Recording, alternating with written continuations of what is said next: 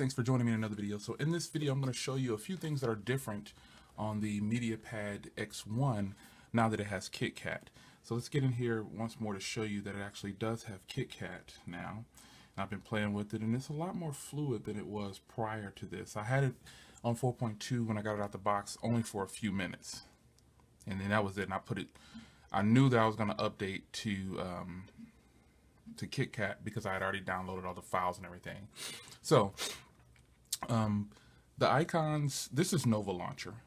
The default icon that you might see on there is a little bit bigger, but this is Nova Launcher because I love Nova Launcher and I like the Google Launcher, but Nova Launcher works very well on this device. So what's different? On the lock screen, you can now swipe up and you get some options right here. You've got a mirror, which turns on the front camera and it acts as though it's a mirror. You've got flashlight, calculator, and calendar right there. And then here, this auto switch right here is a thing that's from the magazine application. It's in Chinese though, so obviously I can't use it, but you can switch, and if you turn that on, it'll show different parts of the world over and over. It's kind of annoying, but I turned it off. And then you get into your settings, and this is where you turn on the magazine subscriptions. And if you look here, you just check all the ones that you want to have it rotate through. But that's what's different on the lock screen. Overall, the device itself is a lot smoother, way more fluid. And I think that's solely because of KitKat. But here's something that I want to show you. That is, and now just keep in mind, this battery is already 5,000 milliamps. Here's something that was added after the KitKat update, and this came with the Motion UI. Ultra power saving mode.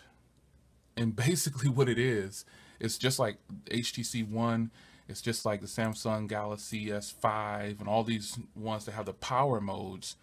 Wow. I'm at 77%, and if I turn this on, I'll show you what it looks like. It turns off your data, it turns off everything, and this is all you have access to.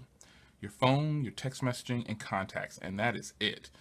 And this can last for another 54 hours at the current battery life that it's at. But really, you want to turn this on.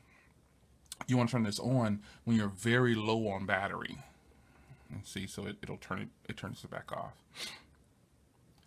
So I got it on smart. So right now, I've been banging this phone out and playing with it ever since I charged it. So ultra power saving mode is something that when I saw that, I was like, wow, this thing added ultra power saving mode, and I didn't know it was going to do that. I looked at the things that it was going to add, and I didn't see that on the list, but then all of a sudden I scanned back through and I thought, oh, it was labeled as super power saving mode on the information that was translated by Google. But here's what changed. The update added the new magazine feature to the lock screen, which wasn't there, the ultra power saving mode, new online font, but I didn't see any new online font in there, new Bluetooth mapping, and new camera watermark function.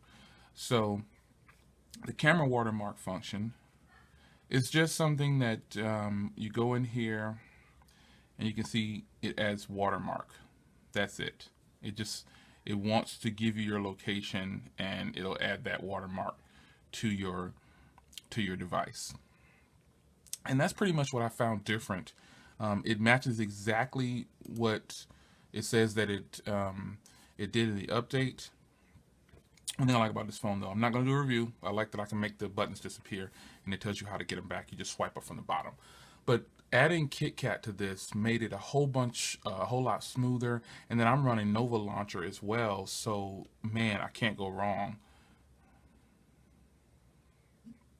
So it says also some optimizations that were done with KitKat for this device was to free up a little bit more memory.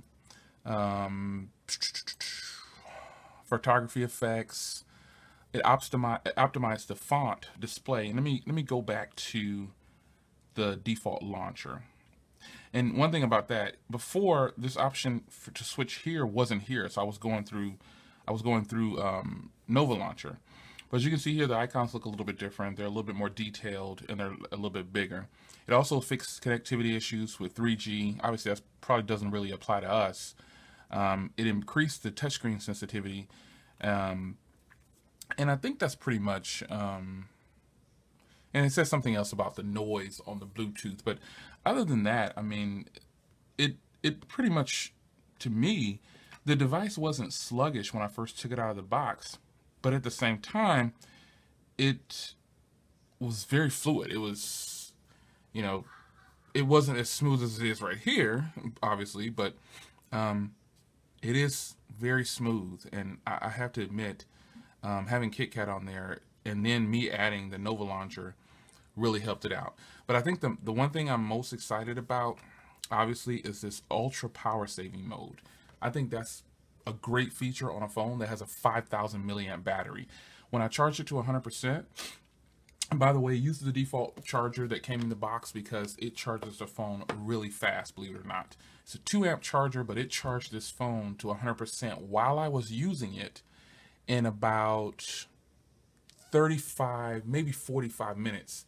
It had completely charged the phone while I was using it. And I thought that was fantastic.